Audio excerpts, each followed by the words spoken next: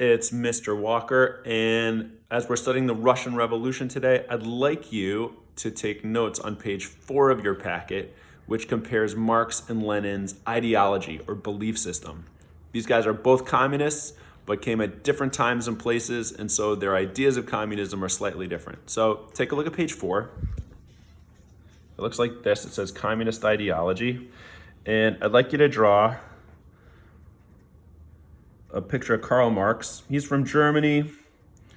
Draw like mean looking Santa. That's Karl Marx, angry. And as we learned about Karl Marx before, he thought that the only way that workers could get power was through a violent revolution.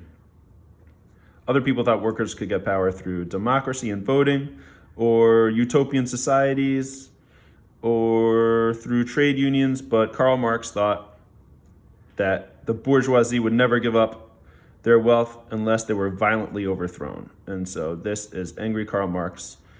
And look at this, 1818 to 1883, that's when he was around, that was his lifetime.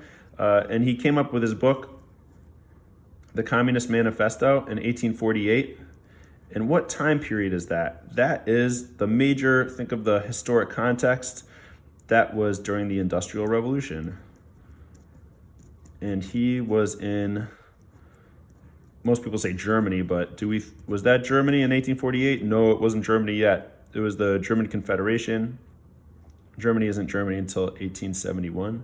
And so that's where Karl Marx was. That's his historic context. On the other hand, you've got Lenin, who comes later. See that? His big year is in 1917, and that's when the Russian Revolution happens, that he leads. Russian Rev. And draw a picture of him. He looks like Megamind. He's got a big old dome. Woo! And also angry. And he's got a goatee. There we go. There's my Lenin. And I'm going to put him in a suit. And usually he has like a cat in his hand. He sort of just looks like a bad guy, which is unfortunate. And there's a little cat in his hand. Okay. Anyway, you don't need to draw the cat. Or you don't really need to draw these guys either. It's just a way, I think, that helps our memory of these folks. So Russian Revolution, what was going on in 1917? The big world event, the historic context, was World War I. World War I. So I'm going to just write HC next to him and HC next to Marx. That was their big historic context. They both believe that history is a class struggle, that it's rich against poor. Think about feudalism, nobles against the peasants. And then later it was the bourgeoisie against, think of the French Revolution, against the king and the church and the nobles. And then later in the Industrial Revolution, it's the workers against the bourgeoisie. And they believe it's class struggle. Marx, however, just saw it between the bourgeoisie and the proletariat, or workers. And for this, how I remember it, oh, there's my cat, I'm like my own Lenin. Here is, I'm going to draw a hammer. That represents the workers. And I'm going to write versus the top hats, or the bourgeoisie. It's easier for me to memorize this if it's in terms of these little images. Hammer versus top hat.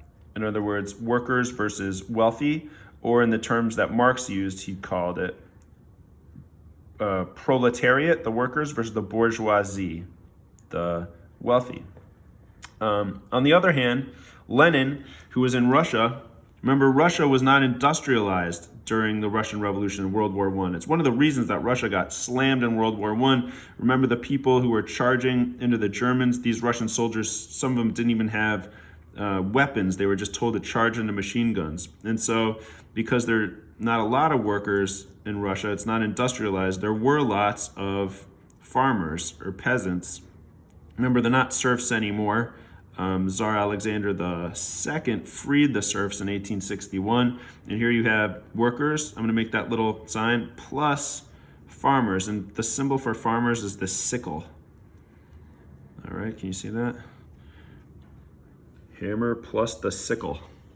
So he believed workers and farmers would rise up versus the bourgeoisie, the capitalist.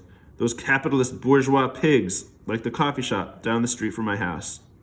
Which maybe oh no, I'm not going to coffee shops these days. I'll just talk about.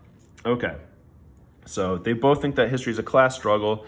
Marx, Bad Santa from the Industrial Revolution, says that it's going to be workers versus the wealthy. Lenin, on the other hand, says it's going to be workers plus farmers versus the wealthy.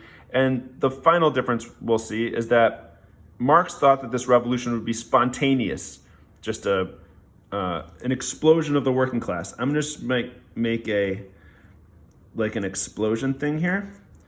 Boom, explosion.